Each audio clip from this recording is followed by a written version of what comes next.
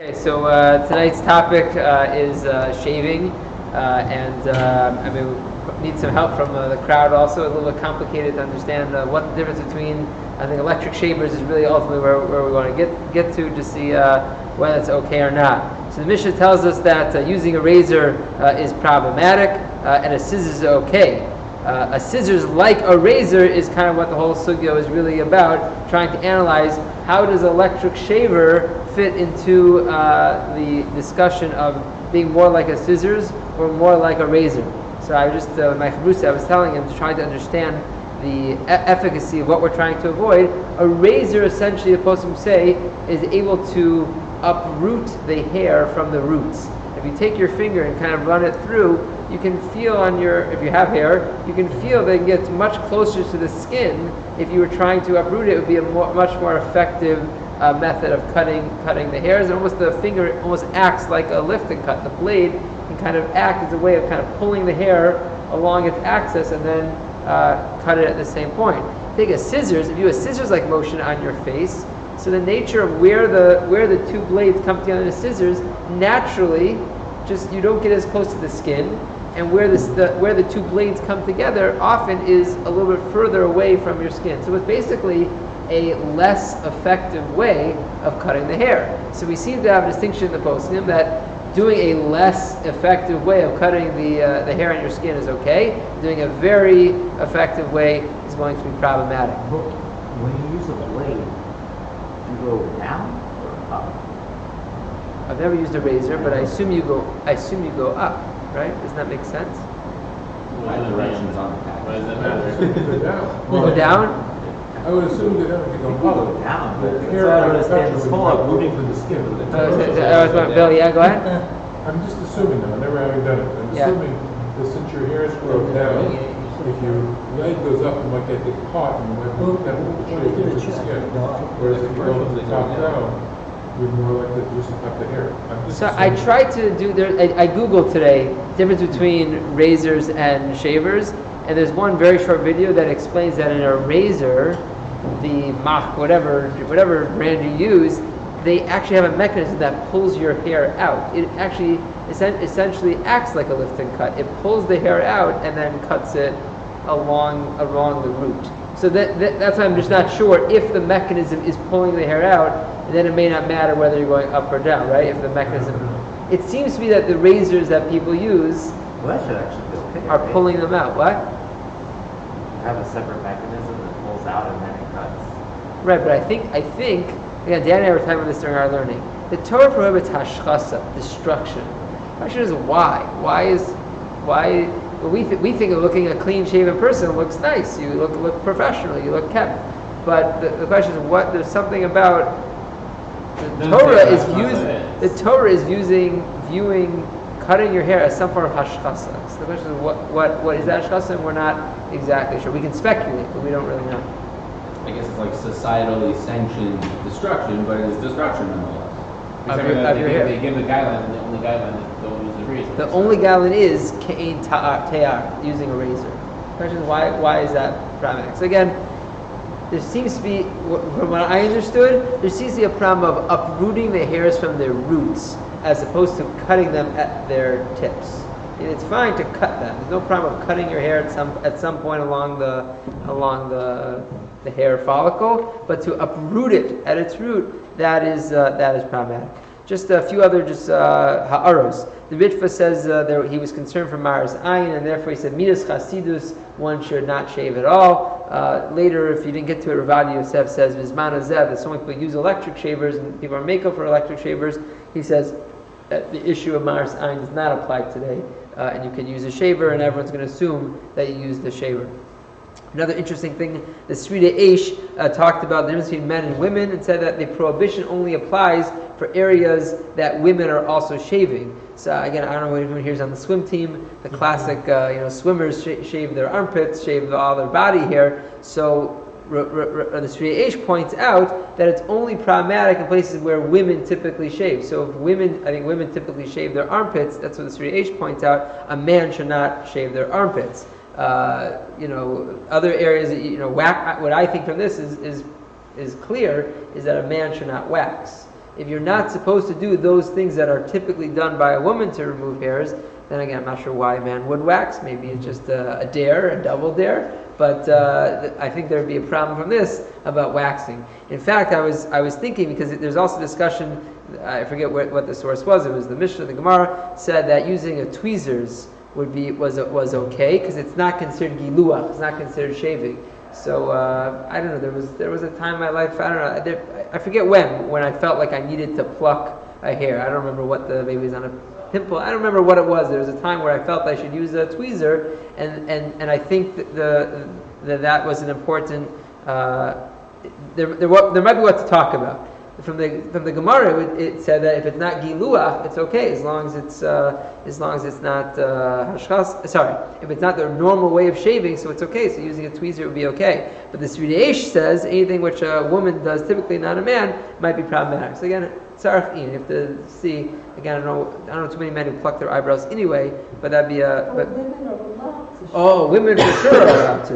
With a razor, with an electric shaver, with what? I didn't even look into a woman.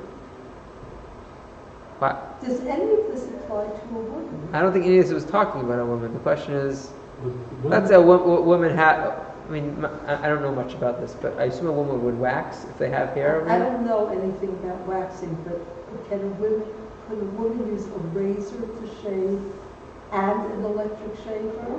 Definitely, if a man could use electric shaver, she could use electric shaver. I would want to double check what it means. I just don't know. Definitely, you're saying on her legs. Legs. Yeah. It's only an issue of the I think. Well, what does the Torah say? Let's go back to the original. Because the chapter clearly dealt with a beard. Right. This was only talking about Hazakan. It was only talking about a beard. I don't think it applies to men. But men women. are also allowed to use razors on their legs. I've never heard ever that a woman can't shave their legs and shave their body With a razor. with a razor. With a razor. I think women, I only see what's. But men can use this razors, is no? only for like. I think it's only for your. I think we're only talking about the 5 points and basically your face. Even That's let's important say, clarification. Even let's say if a woman wanted to use a razor for hair over here, would that be considered a beard necessarily? I don't think so. Right. Just like hair, I don't know if it would be. Yeah. Right. Exactly. Yeah. Okay, just a few. Just to get into electric shavers very briefly, because there's so much to say and I can't really cover it in 2 seconds. Many of the poskim, when you get to the back, it's from like pages 200 on, are machmer. Tostos, Chavetz Chaim machmer. Rosh Tzurba. Rosh Tzurba has an interesting comment on page, I think this is 201. Rosh Tzurba basically says you have to know what you're up against. If you're dealing with someone who needs to look presentable and he's going to be using a razor, if you don't give him another option, definitely using electric shaver is better than using a razor. So Rosh Tzurba just says you have to know what you're up against. If it's a person who you could tell him cold turkey, stop cutting your hair, and he'll be fine. He's going to grow a playoff beard from now on.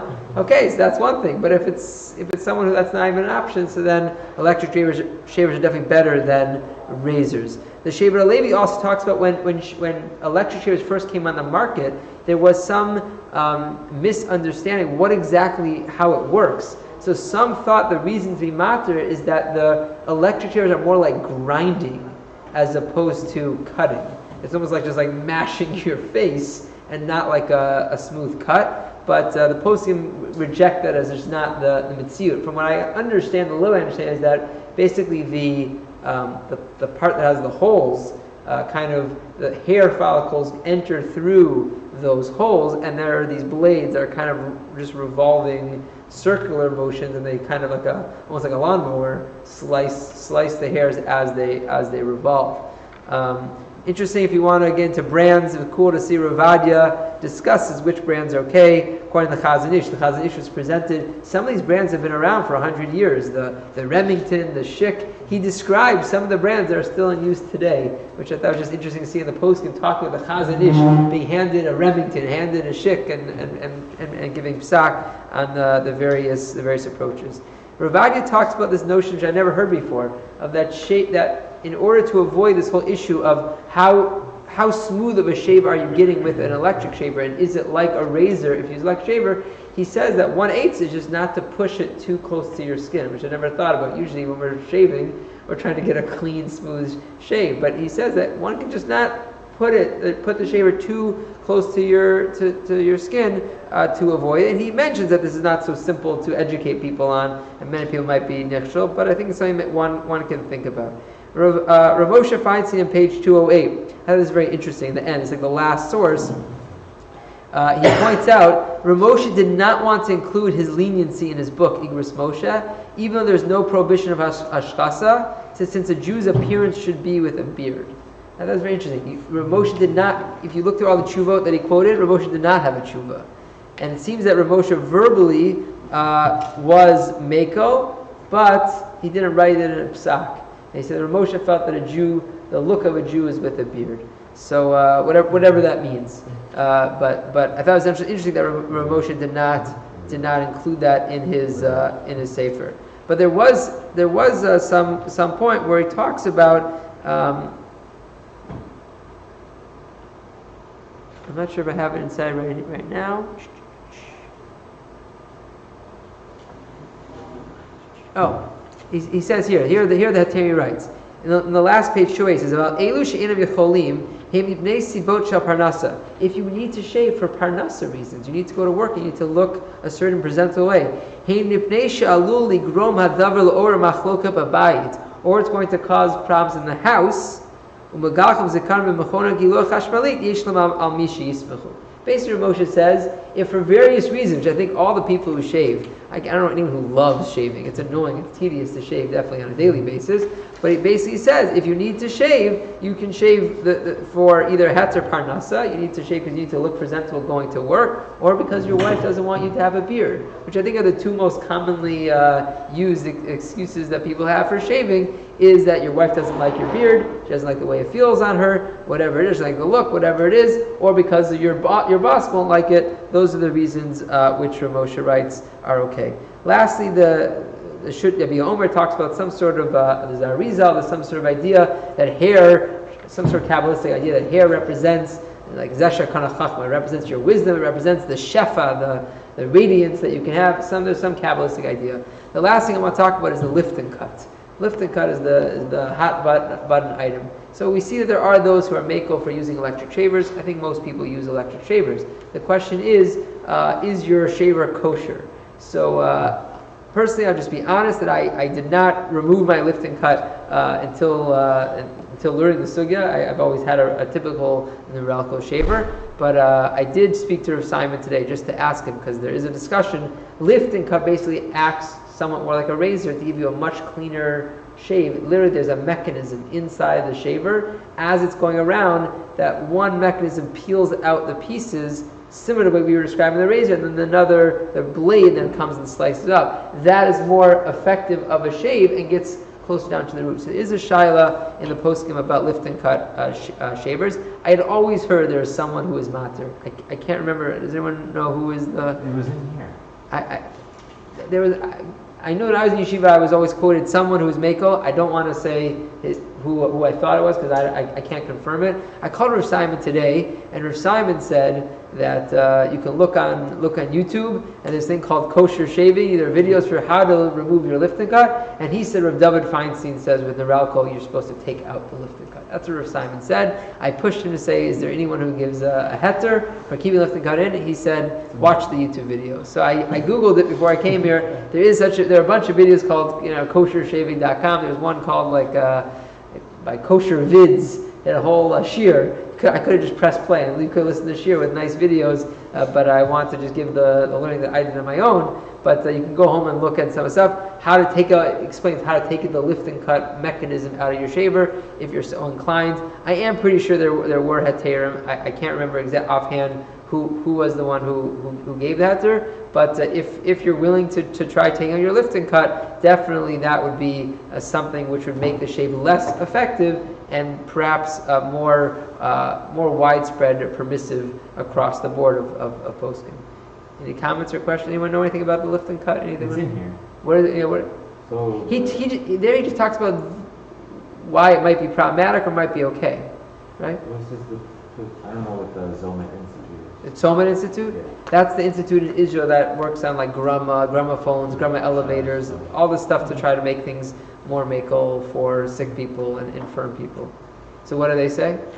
That their position is that lift and cut is permitted. It's permitted. Okay, good. So you have some. You want to, for those who have it in their shavers, I have it in my shaver. I may consider taking it out now that I spoke to Simon. But I think you have what's relying. There definitely are poskim who say that it's okay. And I'll try to do some homework and find more. But Somet is definitely a reputable source as well. Barda. Okay. All right. We'll stop here. Shkaya.